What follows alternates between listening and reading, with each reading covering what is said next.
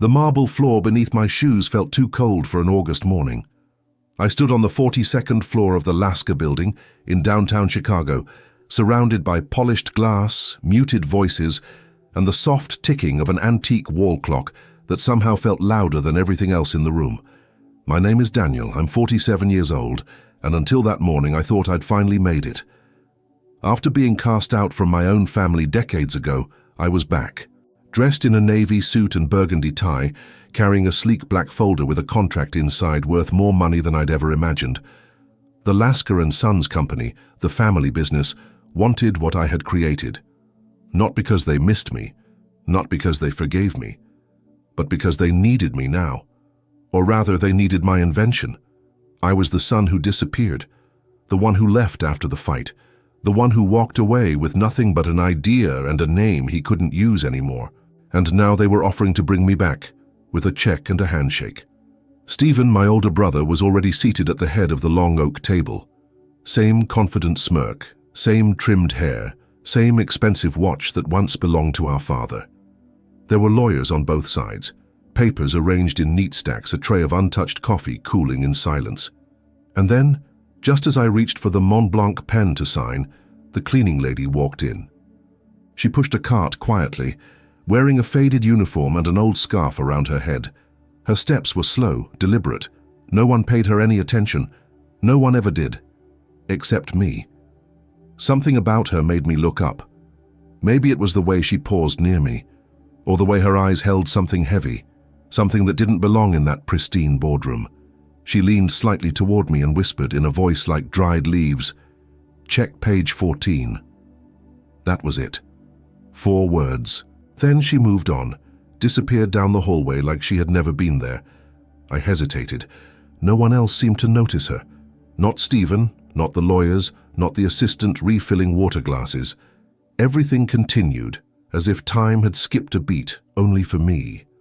My hand trembled slightly as I opened the folder. 56 pages. I flipped through them slowly, the room fading into a dull blur around me. Page 14 was buried in the middle, between the legal jargon and the financial projections. And there it was, a clause, hidden deep in technical language, that gave full ownership of my technology to Lasker & Sons. Permanently, irrevocably. And more than that, it removed my name, erased it. In future patents, in public filings, in everything. If I signed, I wouldn't just be selling my company, I'd be giving them the right to rewrite history. I looked at Stephen. He was still smiling, calm, controlled, the way our father used to smile when he already knew he'd won. Something in my chest tightened. The woman, who was she? How did she know? And why had I really come back? This wasn't just about money, or even legacy. It was about something I had buried for over 20 years, the fight that drove me away and the part of me that had never stopped looking back. I didn't sign. Not that day. I told them I needed more time to review some details. Stephen's smile faltered just slightly, but he nodded, acting unfazed. The lawyers began to murmur, gathering papers, already preparing for a reschedule. They thought it was a strategic pause, a negotiation tactic. But they were wrong. I left the room with the contract still in my hands and a dull weight growing in my chest. I didn't go straight to my hotel. I took a cab to the south side, to the house I hadn't seen in 17 years. The house where it had all ended. It was still there. Smaller than I remembered. Grayer. The shutters were closed, the yard overgrown. It looked abandoned, but I knew someone still came by occasionally. A neighbor, maybe. Or Stephen's assistant. Our father had died 5 years earlier, and since then, no one talked about the house. No one dared sell it, as if it held something sacred or cursed. I stood on the porch for a long time before unlocking the door. The smell hit me first. Dust, wood, something faintly metallic. Time, maybe. The silence was complete, like the house had been holding its breath for years, waiting for someone to return. I walked through the rooms slowly, the floorboards creaking under my feet. Everything was frozen in time. The same photographs on the mantel, the same coat still hanging by the door. My father's desk was untouched, a mug with dried coffee still sitting beside a legal pad filled with numbers in his sharp, angular handwriting. And then, the room I never entered. The one that had stayed closed even before I left. My old bedroom. The door creaked as I pushed it open. Sunlight filtered through the blinds in soft, golden slats, falling across the bed, the desk, the wall where I used to hang posters of rock bands and college brochures. It was exactly as I'd left it, except for one thing. A manila envelope sitting on the desk with my name written on it. Daniel. I stared at it. The handwriting wasn't my father's. It wasn't Stephen's either. I opened it slowly with fingers that felt like they belonged to someone else. Inside was a single sheet of paper, typed, clean, precise. Page 14 was buried on purpose. Don't let them take what you built. You already lost one family. Don't lose your name, too. No signature, no clue, just those words. My chest ached with something old and raw. Who had left this? The cleaning lady? Someone from the company? Someone who remembered? And suddenly I wasn't thinking about contracts anymore. I was thinking about that last night in this house. The shouting, the accusations. My father's voice, hard as steel, telling me I wasn't a Lascar anymore. And Stephen, standing behind him, silent, not defending me, not even meeting my eyes. That was the night I packed a single bag and walked out. The night I stopped being someone's son and started trying to be something else, a builder, a creator, a survivor. But now I was back, and the past was no longer content to stay silent. I barely slept that night. I kept thinking about the whisper, about the envelope, about the house that still smelled like my childhood and disappointment. The next morning, I went back to the Lascar building, not for a meeting, not for a signature. I went looking for her, the cleaning lady. The front desk clerk barely looked up when I asked. Cleaning staff. They come early, before 8, usually gone by 10, he said, tapping at his screen. Do you have a name? He shrugged. They rotate. Outsourced company. I think there's one who's been here a long time, older lady, real quiet. That was her. I waited in the lobby, pretending to check emails. 10 o'clock came and went. No sign of her. So I went down to the basement, past the security door, past the buzz of the industrial lights until I found the janitorial office. It was small, smelled like bleach and old coffee. She was there, folding a cloth with slow, deliberate hands. She looked up when I entered. She didn't flinch, as if she'd been expecting me. I read it, I said softly. She gave a small nod, as if that settled something. Who are you? I asked. Her voice was low, worn smooth like river stones. Name's Elena. I waited, but she said nothing more. How did you know about the clause? She didn't answer right away, just kept folding. Finally she said, Your father didn't trust anyone, except the paper trail. Everything he wanted hidden, he hid in plain sight, in contracts, in footnotes. My stomach twisted. You worked for him. I cleaned for him for 29 years, she said, saw things, heard more. And the envelope? She looked at me then.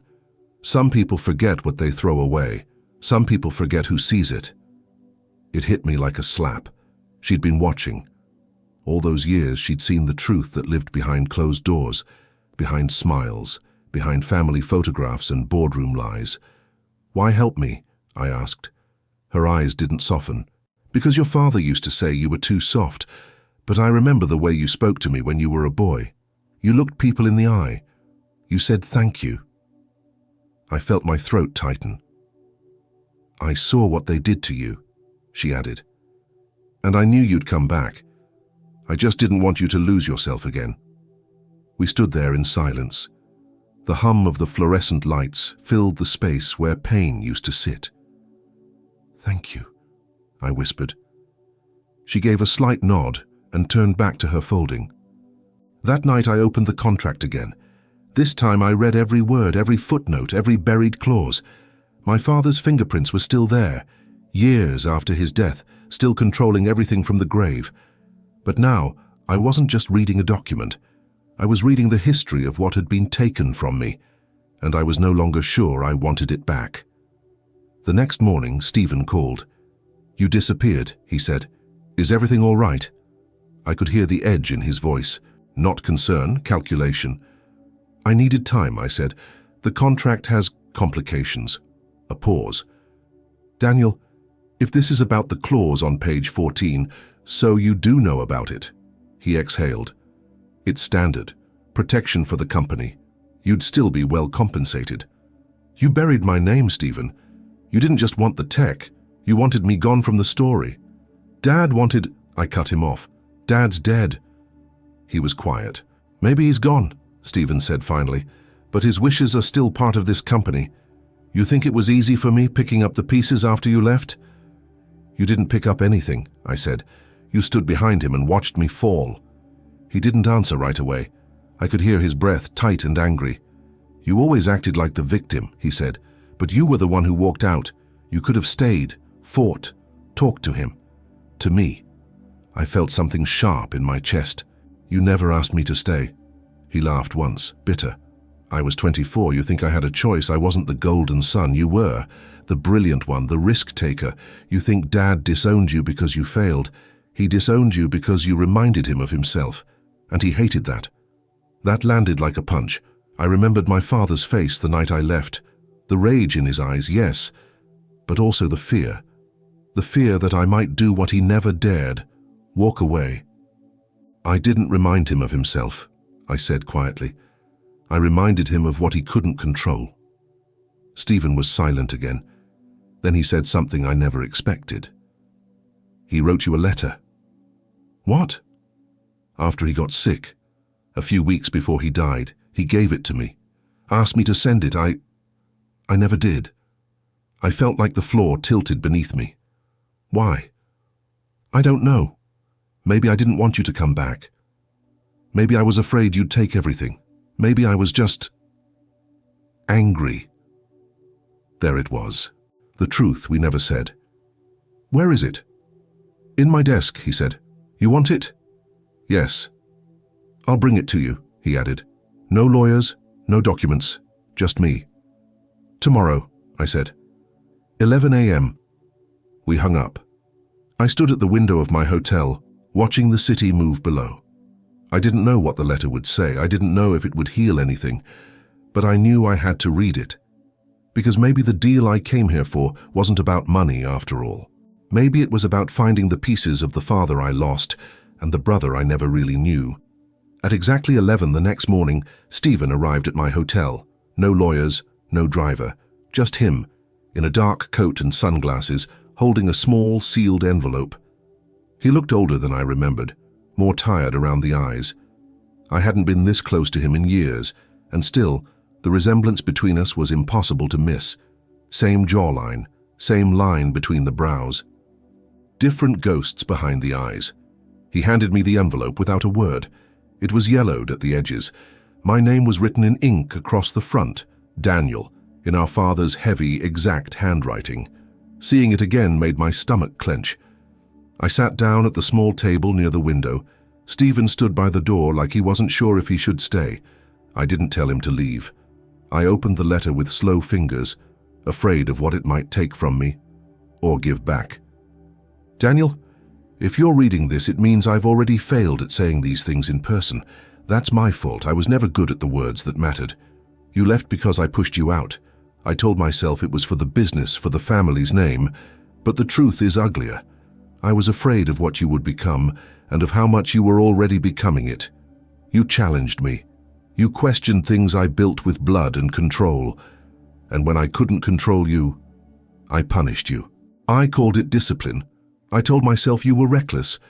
But what I saw in you was courage, the kind I never had. Stephen stayed.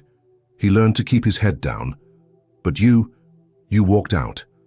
And in doing so, you became everything I wish I'd been brave enough to be. I'm sorry I couldn't say that to your face. I'm sorry I made you feel like a stranger in your own home. If you still carry that wound, I hope this letter makes it lighter. You were always my son. Dad. When I finished, the silence in the room felt like a wall. My hands were trembling. I didn't realize how tightly I'd been gripping the paper until I saw the crease marks. Stephen was still by the door, his arms crossed, his jaw tense. He wrote that 2 weeks before he died, he said. He never told me what was in it, just said it was yours. I looked at him. He didn't meet my eyes at first, but when he finally did, there was something in his face I hadn't seen in years. Not anger, not arrogance, just a kind of weary regret. I should have sent it, he said, but part of me still wanted to beat you, even after all these years. You didn't have to beat me, I said. You were already the one who stayed. He looked away. We sat in silence for a long time, just two brothers, aging into the echoes of our father. Finally, Stephen spoke. You're still not going to sign the deal, are you? I don't know, I said, but I'm not going to let him silence me, not again. He nodded slowly. I wouldn't either. And for the first time in decades, I saw something in him that looked a little like understanding, or maybe forgiveness. Stephen didn't stay long after that. He gave me a nod, not quite a goodbye, not quite an apology, and left. The door closed with a soft click, leaving behind the kind of silence that only exists between brothers who once shared a room and now barely share a past. I stared at the letter on the table, the ink fading slightly at the edges. It felt like holding a fragment of someone who had been too large in life and too absent in death. I thought reading his words would bring closure, but instead it cracked something deeper open. What haunted me wasn't what the letter said. It was what it couldn't undo. My father had called me reckless, selfish, a threat to the business. He hadn't just disapproved of my choices, he made me feel like my very existence challenged the foundation he built. And I believed him. For years, I believed that walking away had been a betrayal, that I was the one who broke the family.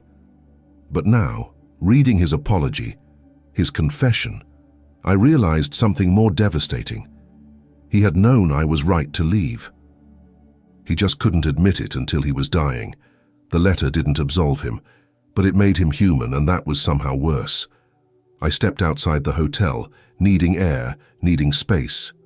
Chicago pulsed around me, the hum of traffic, the rustle of wind off the lake, the quiet rhythm of people rushing to places that suddenly felt less important.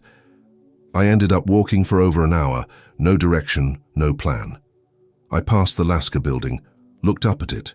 That polished glass tower where my father had once ruled, where Stephen now sat in his chair, where my name had been erased from a legacy I helped build, and was now being asked to sell back.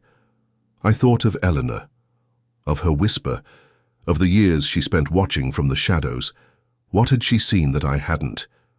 What had she endured, invisible to everyone except the boy who once said thank you? That evening, I went back to the old house, not to relive memories, but to see what had been left behind. Inside, everything was still. The air held the kind of silence that accumulates in places no one speaks anymore.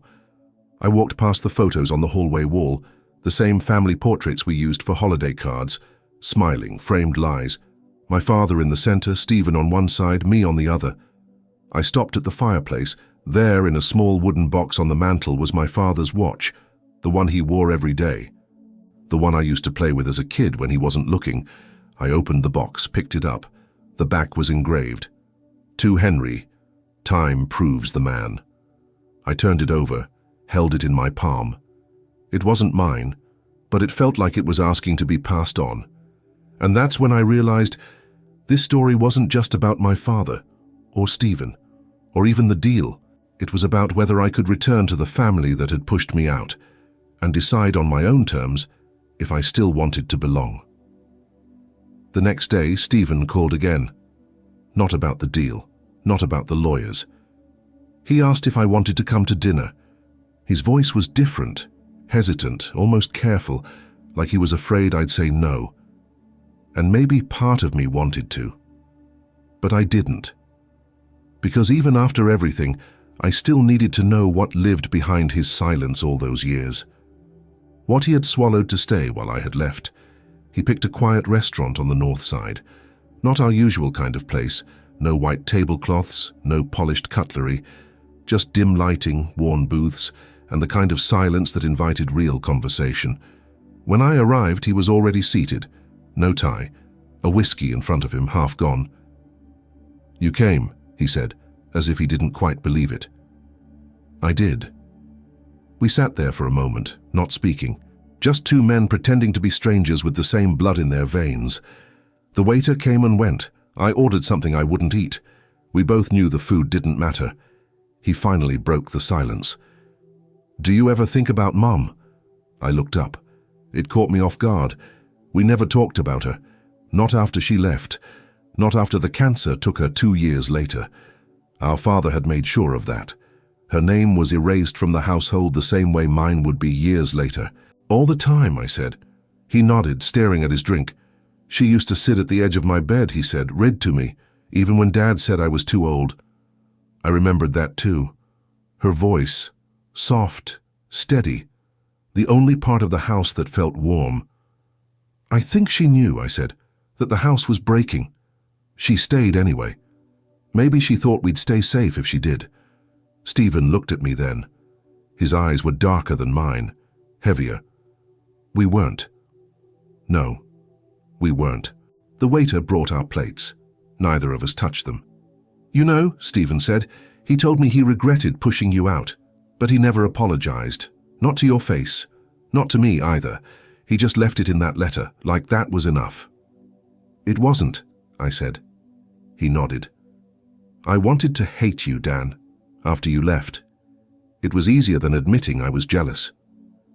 That word sat heavy between us. "You were the one who built something," he continued. "You created something that mattered. I stayed, but I didn't build. I inherited. I didn't do it to prove anything. I know. That's what made it worse." We both laughed softly, a broken sound. "Do you want the company back?" he asked after a long pause. "Really?" I shook my head. "I want my name back. I want the truth to be part of the story. That's all." He was quiet. Then he said something I never expected. "Then I'll change the deal, keep the tech, but your name stays. You get the credit, the royalties, the story." I didn't speak. "I can't undo what he did," Stephen added, "but I can stop continuing it." I looked at him.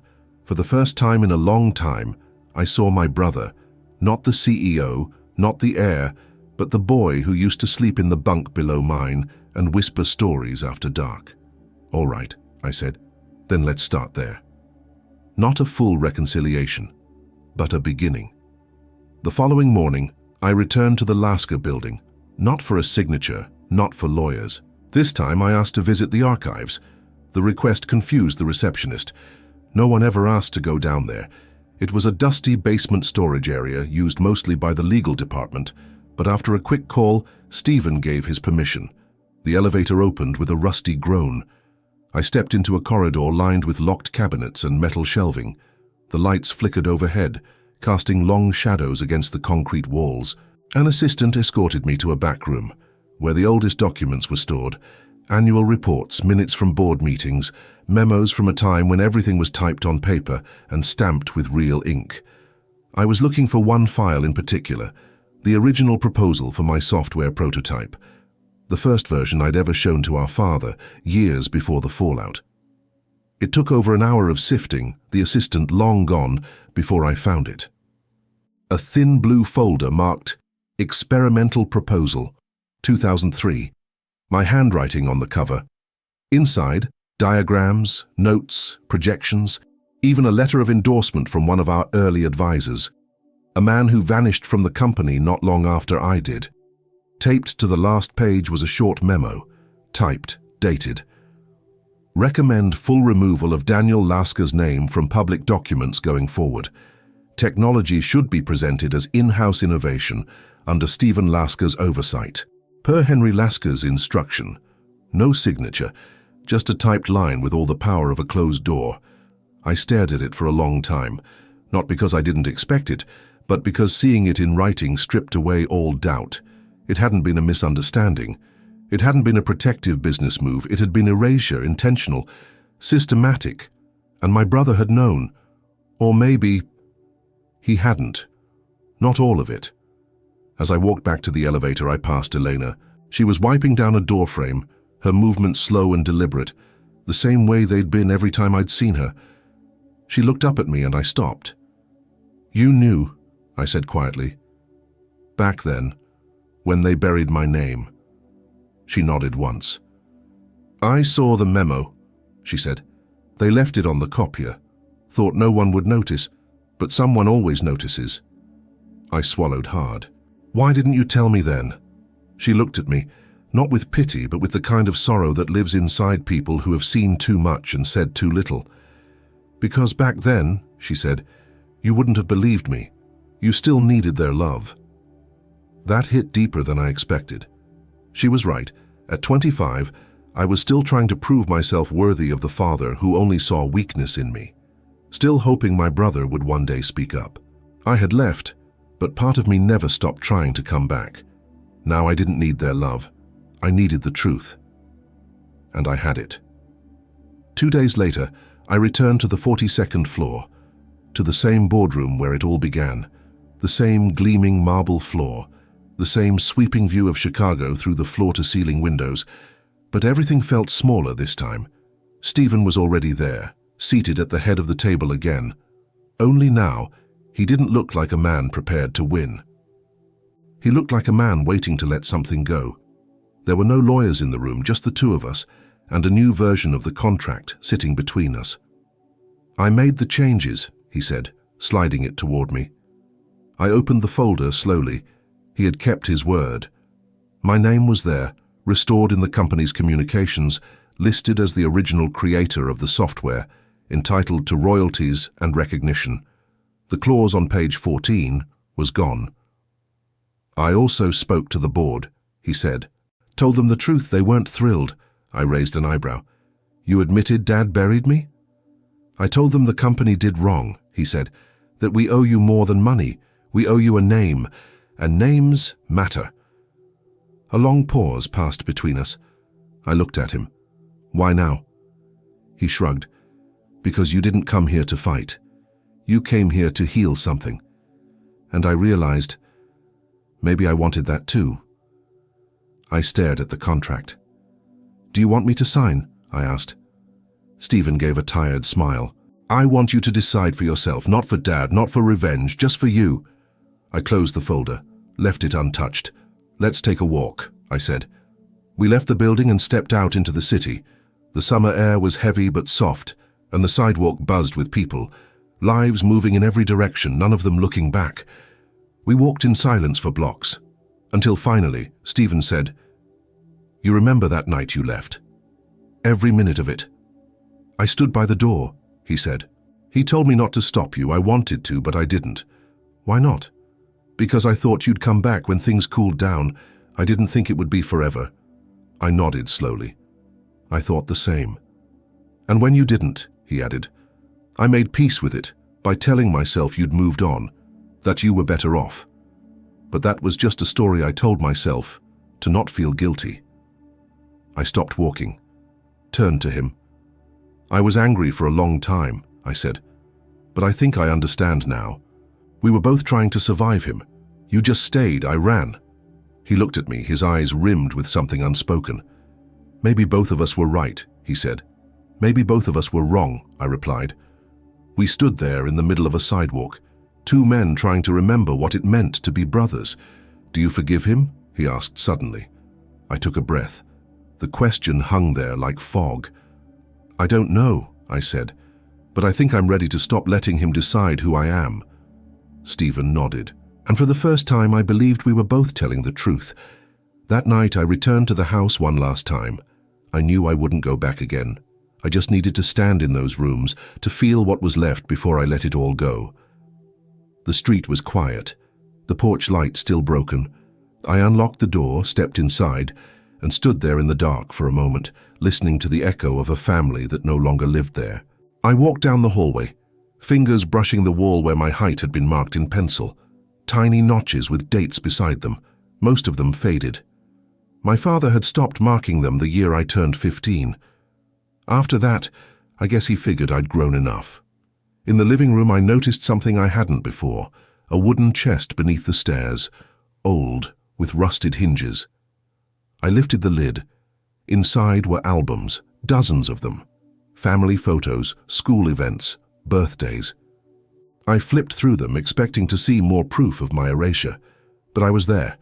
Not in every picture and not always centered, but I was there, holding a cake at my 10th birthday, sitting next to Stephen at a school assembly, laughing with Mom at the lake house we used to visit in July. And in the final album, one photo stopped me cold. It was of me, around 19, seated at the workbench in the garage, surrounded by wires and circuit boards, the first version of the prototype. My father stood behind me, not smiling but watching. The caption in my mother's handwriting read, "Daniel and Henry, Summer Project." A summer project. I stared at it for a long time. I hadn't remembered him being there that day. I hadn't remembered him watching, but he was. Later, in the garage, I found something else. On the wooden support beam near the workbench, carved deep into the grain, were 3 initials, HL plus DL. My breath caught. I ran my fingers over the letters. They weren't elegant, just scratched in with something sharp, as if done in haste or defiance. He had carved them. I remembered that summer now, the only one we spent working side by side. He didn't say much, just handed me tools, held the board steady when I soldered. I had forgotten it because it hadn't felt like enough, because it hadn't come with praise or approval. But this was his version of saying something, and he left it in the wood where no one would ever see it but me. Maybe love had always been there, buried beneath pride and silence and fear. Maybe forgiveness, like that carving, didn't have to be perfect. Just real. I didn't cry. Not exactly. But I stayed in that garage for a long time, sitting beside the ghost of a man who had finally spoken through something other than control.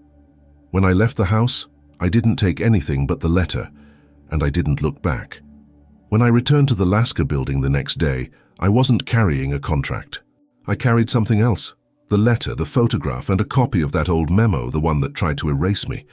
Stephen was waiting for me in the conference room. No lawyers, no assistants, just him.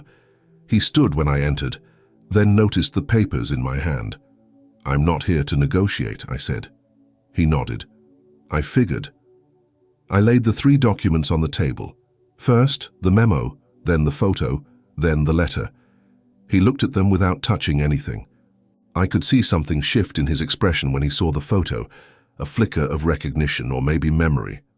"I wanted to remind you," I said, "that I never wanted to take this company from you, or from him. I just wanted my name to live where it belonged." Stephen didn't speak. I continued. He may have tried to erase me, but somewhere in there, he still knew who I was. That photo? That was the last time we ever worked on anything together, and he stood behind me. Maybe not proudly, but he stood there. Stephen picked up the picture, held it in both hands, his jaw tightened slightly. "I remember that summer," he said quietly. "He barely came in the house, just stayed out in the garage with you. You hated it." "I did," he admitted, "because it meant he saw you, the way he never really saw me." I hadn't expected that honesty. It landed heavy between us. "Stephen," I said, "I don't want to rewrite the past. I just don't want to pretend it never happened." He looked at me, and this time something softened. Not defeat, but acceptance. "I talked to the board again," he said. "Told them we'll move forward with your name attached. Royalties remain yours. Public records will be corrected. We'll issue a statement." "Will it include the truth?" I asked. He gave a small, bitter smile. "As much as companies ever do." I nodded. It was enough. As I turned to leave, he said, "Dan." I stopped. "Do you still have the watch?" I hesitated, then reached into my pocket and handed it to him, the engraved one from the mantel. He looked down at it, turned it over. "He wore this every day," he said. "I thought I'd feel different holding it." "And?" "I don't know," he said. "Feels like holding a verdict." He handed it back. "I think it's yours," he said. I took it, not because I wanted it, but because I finally understood what it meant. It wasn't about inheriting his legacy. It was about deciding what kind of man I wanted to be now that I was free from it. The following week, I flew back to Denver, where my life had been rebuilt, one careful piece at a time. I left Chicago with no fanfare, no press release, no triumphant return. Just a quiet exit from the city where everything had been taken, and something unexpected had been returned. I kept the letter in a drawer beside my bed, not because I needed to reread it, but because I needed to remember that even silence can speak eventually. Even a man like my father, who ruled with absence more than affection, had found a way, in the end, to say something. What haunted me most wasn't what he said, but how long it had taken him to say it. How many years had passed with that apology locked inside a drawer, instead of offered across a kitchen table, or a hallway, or a hospital bed. And yet, part of me understood. I remembered his hands, the way they never trembled even when everything else did. He wasn't a man who asked for forgiveness. He was a man who waited to be misunderstood until it became comfortable. Now, I was the one holding his watch, his letter, his legacy. And the question that kept me awake at night was this: what do you do when the person who hurt you is also the one who shaped you? I returned to work slowly. My team had kept the company running in my absence, and when I stepped into the office, they welcomed me not with celebration, but with quiet respect, as if they understood that something in me had shifted. They asked me about the deal. I told them the truth. It was done. My name would be restored, the product would move forward, and I would remain independent. There was no champagne, just a collective nod of understanding. And then, one evening, I received a package at my doorstep. No return address. Inside, I found a small black notebook, well worn, faded along the edges. I recognized it immediately. It was my mother's. She used to write in it late at night after we'd gone to bed. Poetry, recipes, short letters to no one in particular. I flipped through the pages slowly. Near the middle, I found this. Daniel asks too many questions. He wants to know how everything works. He sees beauty in wires and circuits. He made a machine that beeps when I open the fridge door, not because he wants to annoy me, but because he wants to help. I think he's trying to fix things he can't name, like the silence between his father and me. My throat tightened. I closed the notebook and held it against my chest. Some wounds don't need to be healed. Some just need to be acknowledged. My mother had seen me, even when my father hadn't, even when I hadn't seen myself. And maybe that was where forgiveness started, not with those who wronged us, but with the quiet witnesses who loved us anyway. Weeks passed. The world didn't shift. Planes still flew, traffic still roared, and people kept moving through their lives without knowing what had just realigned inside mine. But I moved differently, slower, less like a man fighting to be seen, and more like someone learning to exist without needing the old war. Then one evening, my phone rang, an unknown number. I nearly ignored it, but something told me to answer. Daniel? The voice was quiet, raspy, female. Yes. This is Eleanor. I sat up straighter. Her name carried a kind of weight now. She wasn't just the woman who whispered to me at the edge of $1 million deal. She was the thread that had led me back to myself.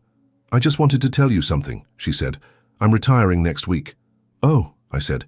That's a big change. 31 years, she said.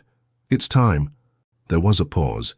I don't know if you believe in signs, she added, but when I saw you walk back into that building, after all that time, I knew something had come full circle. I swallowed hard.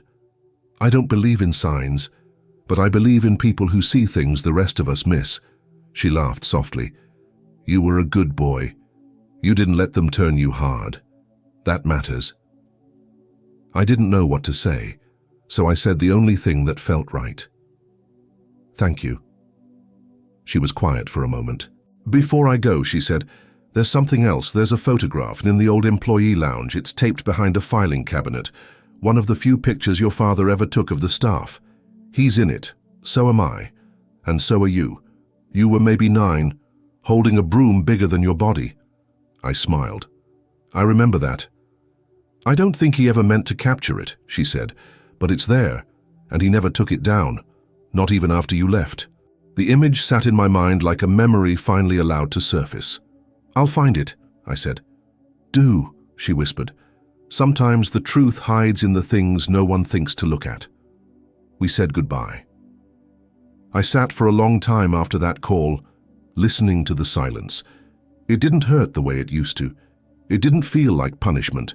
It felt like a space cleared by time, the kind of quiet that lets old wounds breathe. Later that week, I returned one last time to the Lasker building. I went to the old lounge, mostly unused now, its vending machine unplugged, the light dim and flickering, and I found the photo, just like she said. Taped behind a dusty cabinet, curled at the edges, but still there. My father, arms crossed, Eleanor beside him.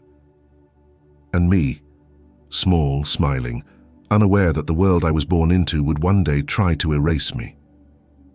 I didn't take the photo. I left it where it was, because some pieces of the past are meant to stay, not as trophies, not as wounds, but as quiet witnesses. Proof that I had always been there, even when no one said my name out loud.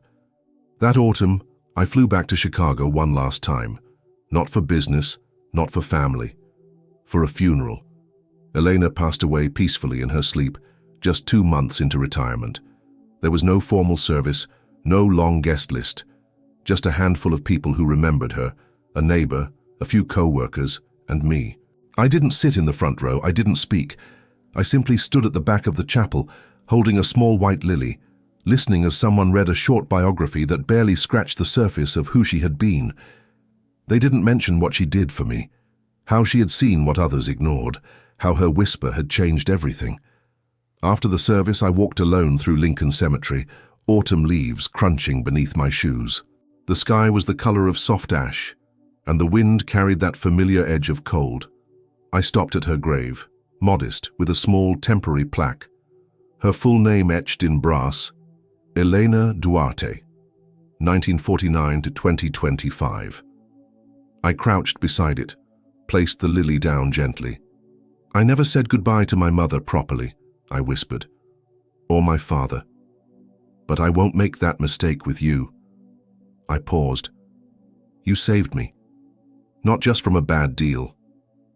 You brought me back to the room I ran from.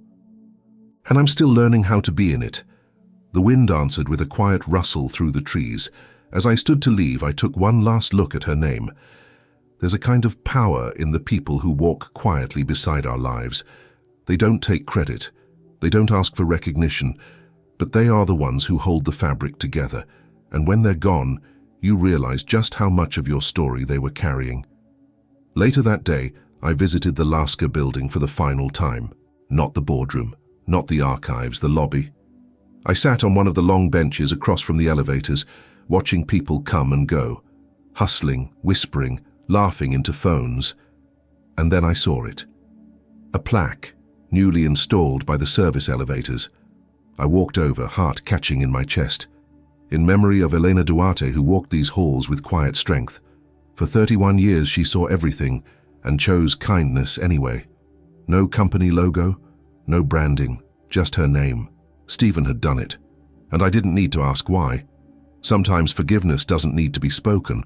Sometimes it's carved into a wall where others will walk by it every day and pause. I stood there for a long time, and for the first time in years, I felt like I belonged in that building.